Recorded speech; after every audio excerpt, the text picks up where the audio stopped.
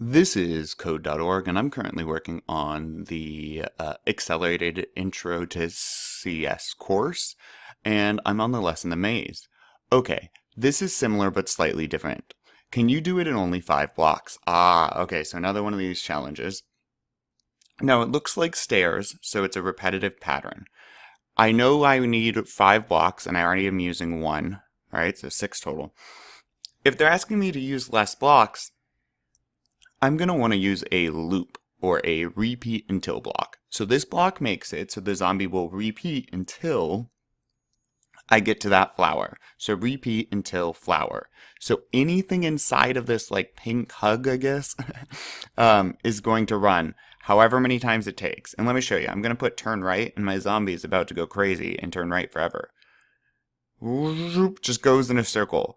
I'm going to stop before he hurts himself. And that's because he will keep doing that until we get to a yellow flower. Well, I only told him to turn right, so we'll never get to the yellow flower, so he keeps turning right and right and right and right. All right.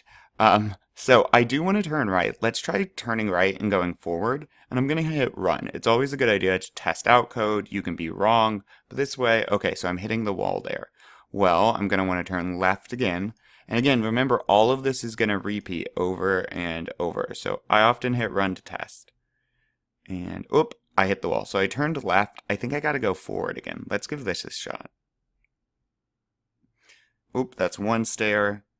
2 stair. Is this going to go all the... I think we did it. We got it. Woohoo! Awesome. Let's keep going.